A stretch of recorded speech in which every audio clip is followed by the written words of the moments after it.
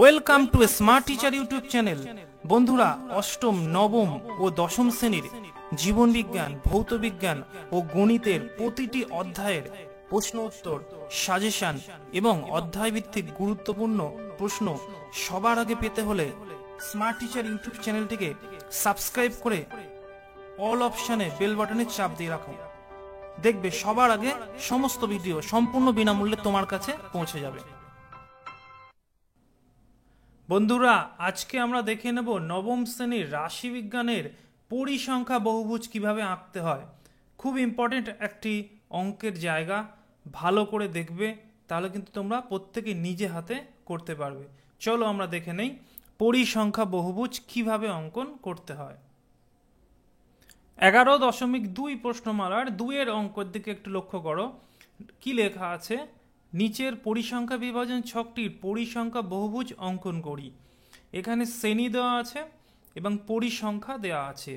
পরিসংখ্যা বহুভুজ আঁকতে হলে গ্রাফ পেপারে দুটো বিন্দুর প্রয়োজন হয়। সে দুটো বিন্দুর মধ্যে একটি হচ্ছে এই যে শ্রেণী, তার মধ্যমানগুলো বার করতে হয়। মধ্যমান কি করে বার করতে হয় না, উচ্চসীমা এবং নিম্নসীমা এই দুটো যোগ করতে হয়। অর্থাৎ এখানে 5 যোগ 0 অর্থাৎ 5, তাকে 2 দিয়ে ভাগ করলে 2.5। একইভাবে 10 আর 5 15, তাকে 2 দিয়ে ভাগ করলে 17.5। এইভাবে প্রত্যেকটা শ্রেণীর মধ্যমান কিন্তু বন্ধুরা বের করে নিতে হবে। এবং পরিসংখ্যা যেটা দেয়া থাকবে, এই দুটোকে নিয়ে আমরা গ্রাফ পেপারে বিন্দু বসাবো। গ্রাফ পেপারের এক্স অক্ষ বরাবর মধ্যমানগুলোকে আমরা নেব এবং ওয়াই অক্ষ বরাবর পরিসংখ্যাগুলোকে নেব। অর্থাৎ এক্স অক্ষ বরাবর মধ্যমান এবং ওয়াই অক্ষ বরাবর পরিসংখ্যাগুলোকে নিয়ে আমরা বিন্দুগুলো বসালেই কিন্তু রেখা দ্বারা যুক্ত করলে পরিসংখ্যা বহুভুজ আঁকা হয়ে যাবে। তাহলে এখানে বিন্দুগুলো কি কি হবে? প্রথমটার দিকে লক্ষ্য করো, 2.5, 4 অর্থাৎ 2.5, 4। দেখো আমি এখানে লিখেছি। নেক্সট হচ্ছে 7.5, 10 লিখেছি। নেক্সট 12.5, 24। নেক্সট 17.5, 12।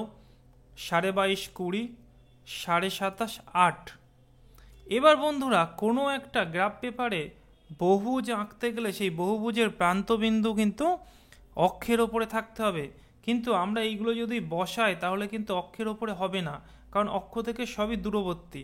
2.5 দূরবর্তী, 27.5 দূরবর্তী। তাহলে আমরা অক্ষের সঙ্গে মেলাতে হলে কি করতে হবে না, এই যে শ্রেণী দেওয়া আছে, প্রথম শ্রেণী এবং লাস্ট শ্রেণী, এই শ্রেণীর আগের এবং এই শ্রেণীর পরে একটা শ্রেণী তোমাকে ধরে নিতে হবে। কিভাবে ধরবে? 25 থেকে 30 এর পরের শ্রেণী কি হবে বন্ধুরা? 30 থেকে 35। খুব ভালোভাবে বুঝতে পারছো। এবং তার মধ্যমান বার করলে কত হবে? এখানে ডিফারেন্সগুলো দেখো, 22.5, 27.5। তাহলে এর পরেরটা হবে 32.5। উভয় ক্ষেত্রেই পরিসংখ্যা 0 ধরে করতে হবে, অর্থাৎ 32.5, 0। দেখো আমি এখানে লিখেছি, এটা লাস্টেরটা হবে। আর আগেরটা কত হবে? 5 করে ডিফারেন্স আছে, 0-র আগে কি হয়? -5। তাহলে বন্ধুরা, এই যে -5 এর অর্ধেক করলে কত হবে? -2.5। এবং এখানে 0 ধরতে হবে। উভয় ক্ষেত্রেই পরিসংখ্যার ঘরে 0 ধরতে হবে। তাহলে 2.5, 0। ঠিক এইভাবে প্রত্যেকবারই প্রত্যেক অঙ্কের ক্ষেত্রে পরিসংখ্যা বহুভুজ আঁকতে হলে যে শ্রেণীগুলো দেওয়া থাকবে তার আগের শ্রেণী এবং পরের শ্রেণী নিতে হবে, অর্থাৎ তাদের মধ্যমান। আর উভয় ক্ষেত্রেই পরিসংখ্যা 0 ধরে দুখানা বিন্দু এক্সট্রা কিন্তু তোমাদের করতে হবে। এইটা কিন্তু মাথায় রাখবে, কখনো ভুলবে না, এই বিন্দু এবং এই বিন্দু। চলো এবার গ্রাফ পেপারে আমরা বিন্দুগুলো বসিয়ে দেই। চলে এলাম গ্রাফ পেপারে। বন্ধুরা, গ্রাফ পেপার দিকে তাকিয়ে দেখো, আমি এক্স অক্ষ এবং ওয়াই অক্ষ টেনে নিয়েছি। এছাড়া শ্রেণীকে আমরা এক্স অক্ষ বরাবর লিখব, পরিসংখ্যাকে ওয়াই অক্ষ বরাবর লিখব এবং এই বিন্দুগুলো আমরা সবকটা বসাবো। তাহলে -2.5 এবং 0, অর্থাৎ আমি জানি যে 0-র আগে হচ্ছে 2.5, তাহলে এখানে 2.5 বসাবো এবং 0 অর্থাৎ এখানেই হবে।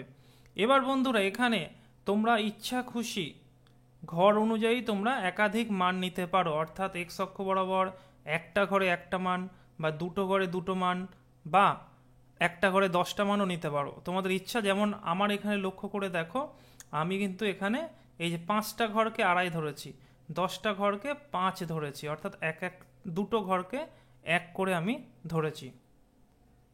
কেন নিয়েছি না, এতে করতে সুবিধা হবে গ্রাফ পেপারে। এবং এই বরাবর দেখো, লক্ষ্য করো, এখানেও কিন্তু আমরা দুটো ঘরকে 1 বর্গ একক করে ধরে পরপর মানগুলো লিখেছি। চলো এবার আমরা বিন্দুগুলো বসাই। -2.5 এবং 0 বসিয়েছি এখানে। নেক্সট 2.54, 2.5 সোজা 4 এখানে, 7.5, 10, 7.5 সোজা এখানে 10-এর ঘরে। নেক্সট 12.5, 24, 12.5, 24 এখানে বসিয়েছি। 17.5, 12, 17.5 ঘর সোজা 12, এবং এইভাবে ঠিক লাস্ট 27.58, 27.5 সোজা 8, এবং শেষেরটা রয়েছে 32.50।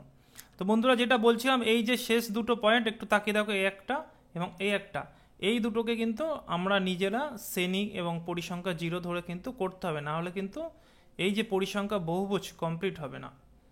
এবার আমরা স্কেলের সাহায্যে এগুলো প্রত্যেকটা জুড়ে দিয়েছি। তো এই ছিল প্রথম অঙ্ক, পরিসংখ্যা বহুভুজ অঙ্কন। আশা করি বুঝতে পেরেছো। চলো এবার আমরা দেখে নেব শ্রেণী যদি সমান না থাকে সেক্ষেত্রে কি করে করতে হবে।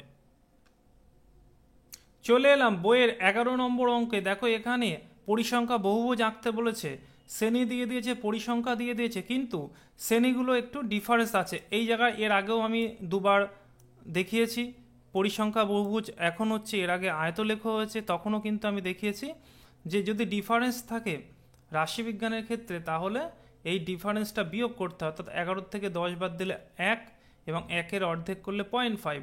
এই 0.5 নিম্নসীমা থেকে বিয়োগ করতে হয়, উচ্চ সীমার সঙ্গে যোগ করতে হয়, করে শ্রেণীর সীমানা তৈরি করতে হয়। অর্থাৎ শ্রেণীর সীমা দেয়া থাকলে যদি তাদের ভিতরে ডিফারেন্স থাকে আমাদের এক্সট্রা করে শ্রেণীর সীমানা করতে হয়। তো চলো আমরা প্রথমে শ্রেণীগুলো লিখে নিয়েছি। নেক্সট মধ্যমান যোগ করে হাফ করতে হয়, 10 আর 1 11, তার হাফ করলে 5.5, 20 আর 11 31, তার হাফ করলে 15.5। এইভাবে প্রত্যেকটা মধ্যমান বসিয়েছি। পরিসংখ্যা দেয়া আছে, এবার শ্রেণী সীমানা করব। আগেরটার থেকে 0.5 বাদ দিলে 0.5 থাকে, আর 10-এর সঙ্গে 0.5 যোগ করলে 10.5। এইভাবে প্রত্যেকটার থেকে, যেমন 41 থেকে 0.5 বাদ দিলে 40.5, 50-এর সঙ্গে 0.5 যোগ করলে 50.5। এইভাবে আমরা প্রত্যেকটা শ্রেণী সীমানা তৈরি করে নেব। শ্রেণীর সীমানা যদি একবার তৈরি হয়ে যায় তবে শ্রেণীর আর কোনো মূল্য থাকে না। এই শ্রেণী ধরে আমরা আর কিচ্ছু করব না। এই অঙ্কের ক্ষেত্রে কি করব না, শ্রেণীর সীমানা এবং তার মধ্যমান এবং পরিসংখ্যা, অর্থাৎ এই যে মধ্যমান আর পরিসংখ্যা, এই দুটোকে নিয়ে আমরা বিন্দু তৈরি করব। সেই বিন্দুগুলোই আমরা কিন্তু গ্রাফ পেপারে লিখব। তো বিন্দুগুলো দেখে নাও পরপর। প্রথমটা 5.5 8 বসিয়েছি। নেক্সট আমরা চলে যাই পরেরটা 15.5 3, ঠিক এইভাবে আমরা পরপর বসিয়ে 45.5 4, এবং বলেছি আগেই এর আগে শ্রেণী নিতে হবে এবং পরের শ্রেণী নিয়ে তার মধ্যমান দুটো বের করে পরিসংখ্যা 0 ধরে করেছি। 5.5-এর আগে -4.5 0, এবং 45-এর পরে 10 ঘর পরে 55.5 0। তো এবার এটাকে আমরা গ্রাফ পেপারে বসাবো। চলে এলাম গ্রাফ পেপারে। -4.50 অর্থাৎ এখানে বসিয়েছি, এবং এখানেও সেই একই কথা, তোমরা এই যে ডিফারেন্স ইচ্ছা খুশি নিতে পারো। দেখো আমি 4.5 5.5 10 ঘর অন্তর 15.5 25 এইভাবে লিখে নিয়েছি এক্স অক্ষ বরাবর, অর্থাৎ শ্রেণীগুলো, এবং ওয়াই অক্ষ বরাবর পরিসংখ্যা আগেই লিখে নিয়েছি। তোমরাও ঠিক এইভাবেই করবে। নেক্সট এবার বিন্দুগুলো বসাবো। 4.50 এখানে, 5.58 অর্থাৎ 5.5 এই সোজা 8 এখানে, 15.53, 25.56, 35.5 12, এবং 45.54, এবং এই যে শেষ প্রান্তে যে দুটো ছিল সে দুটোকেও বসিয়েছি, নাইলে বহুভুজ কমপ্লিট হবে না। এখানে 55.50 এবং এখানে 4.50 মাইনাস, এগুলো বসিয়ে দিলে পুরো পরিসংখ্যা বহুভুজ কমপ্লিট হলো। তোমরা শুধু A B C D E F G এইভাবে নাম লিখে দেবে, তাহলেই তোমরা কিন্তু সম্পূর্ণ নম্বরটা এখান থেকে পেয়ে যাবে। এবার বন্ধুরা আমরা যাব, যদি আয়তলেখ এবং পরিসংখ্যা বহুভুজ দুটোই একসঙ্গে করতে দেয়, খুব ইম্পর্টেন্ট অঙ্ক, ভালো করে দেখে নাও কিভাবে করবে। বইয়ের 9-এর অঙ্কটার দিকে একটু তাকিয়ে দেখো। এখানে 32 জন শিক্ষক শিক্ষিকার বয়স ছকে দিয়ে দিয়েছে এবং শিক্ষক শিক্ষিকার সংখ্যা দিয়ে দিয়েছে। এখান থেকে আমাদের দুটো জিনিস করতে হবে, খুব ভালো করে লক্ষ্য করো, আয়তলেখ এবং পরিসংখ্যা বহুভুজ দুটোকেই কিন্তু আমাদের একটা গ্রাফ পেপারে একসঙ্গে আঁকতে হবে, যার জন্য এই অঙ্কটা খুবই ইম্পর্টেন্ট। ভালোভাবে দেখো কি করব আমরা। প্রথমে বয়স বা শ্রেণী যেমন আছে লিখে নেব, শ্রেণীর ভিতরে কোনো ডিফারেন্স নেই, অতএব আমরা শ্রেণী সীমানা বার করার দরকার নেই আমাদের। পরিসংখ্যা লিখে নেব, মধ্যমান যেমন করে করতে হয়, 25 আর 31 যোগ করে 2 দিয়ে ভাগ করব 28, পরেরটা ঠিক যোগ করে 2 দিয়ে ভাগ করলে 34, এইভাবে পরপর আমরা মধ্যমান করে নেব। তাহলে পরিসংখ্যা বহুভুজ আঁকতে গেলে যে বিন্দুগুলো দরকার 28, 10, 34, 13 এইভাবে আমি পরপর এখানে লিখে নিয়েছি। এবং প্রথমটা এবং শেষেরটা এক্সট্রা লিখতে হবে, পরিসংখ্যা 0 ধরে সেটাও করে নিয়েছি। এবার আমরা গ্রাফ পেপারে কিন্তু পরপর দুটোই এখানে আঁকবো। আয়তলেখ, আয়তলেখ করতে গেলে কি কি লাগে তোমরা জানো, শ্রেণী লাগে এবং পরিসংখ্যা লাগে। আর পরিসংখ্যা বহুভুজ করতে গেলে কি লাগে না, মধ্যমান এবং পরিসংখ্যা। তো আমাদের সবই এখানে আছে, এবার গ্রাফে বসিয়ে দেবো। চলো প্রথমে আমরা আয়তলেখগুলো এখানে করে নেব। 25 থেকে 31 দেখো বন্ধুরা বইয়ের দিকে, এখানে 10 অর্থাৎ 10 পর্যন্ত করে নিয়েছি। নেক্সট 31 থেকে 37 যেটা আছে 13, এখানে 13 পর্যন্ত। 37 থেকে 43 এটা আছে 5 পর্যন্ত। এবং 43 থেকে 49 3, 49 থেকে 55 1, অর্থাৎ এগুলো আমরা আয়তলেখ করে নিলাম। আমি এখানে বিভিন্ন রকম রং দিয়ে দেখিয়েছি, তোমরা পেন দিয়ে বা পেন্সিল দিয়ে বিভিন্ন রকম ডিজাইন এখানে করতে পারো। নেক্সট আমাদের করতে হবে এই বিন্দুগুলো বসাতে হবে। তাহলে বিন্দুগুলো আমরা বসিয়ে দেই। 22, 0, এখানেও কিন্তু সেম কথা বলার বন্ধুরা, তোমরা এই ডিফারেন্স ইচ্ছা খুশি নিতে পারো। আমি এখানে দেখো প্রত্যেক 10 ঘর অন্তর 5 করে নিয়েছি। 19 থেকে 25 5, এটাকে 10 ঘর অন্তর ঠিক একইভাবে 5 করে প্রত্যেক 10 ঘর অন্তর আমি নিয়েছি। এবং এদিকেও আমার ইচ্ছা মতো নিয়েছি, তোমরা যা নেবে সেটা কিন্তু তলায় লিখে দেবে। বিন্দুগুলো বসায় 22, 0 এখানে বসিয়েছি। নেক্সট 28, 10। এবার বন্ধুরা একটু দেখে নাও, এই প্রান্ত বিন্দু দুটো বসানোর পর তোমরা কিন্তু বাকি বিন্দুগুলো প্রত্যেকটা আয়তলেখ ঠিক মধ্যবিন্দু হবে, কারণ আমরা মধ্যমান নিয়ে কাজ করছি, বোঝা উচিত। তাহলে 28 কোথায় হবে, 25 আর 31 ঠিক মাঝখানে। 28, 10 এটা হবে। নেক্সট 34, 13 দেখো ঠিক আয়তলেখের একদম মাঝখান বরাবর হবে। 40, 5 বসালাম। নেক্সট 46, 3, 52, 1 এবং প্রান্তবিন্দুদ্বয় আমি বসিয়েছি আগেই। এগুলোকে রেখা দ্বারা যুক্ত করলেই এখানে আমরা পরিসংখ্যা বহুভুজ পেয়ে যাব। ABCD এইভাবে আমরা পুরোটা নাম দিয়ে দেবো। আশা করি তোমরা প্রত্যেকেই বুঝতে পেরেছো। এর আগেও কিন্তু রাশিবিজ্ঞানের আমি পার্ট 1 এবং পার্ট 2 দুটোই আপলোড করেছি তোমাদের জন্য, যেখানে ক্রমযৌগিক পরিসংখ্যা এবং আয়তলেখ কিভাবে করতে হয় দেখিয়ে দিয়েছি।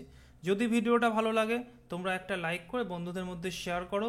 অনেকেই কিন্তু কমেন্টে জানিয়েছে এই চ্যাপ্টারটা বুঝতে পারে না, তো তারা কিন্তু সহজেই এটা দেখে বুঝতে পারবে। যারা চ্যানেলে নতুন এসছো চ্যানেলটিকে সাবস্ক্রাইব করে রাখো। আগামী দিনে আমি কিন্তু অঙ্ক, ভৌতবিজ্ঞান এবং জীববিজ্ঞানের আরও অনেক অনেক সাজেশন তোমাদের জন্য নিয়ে আসছি।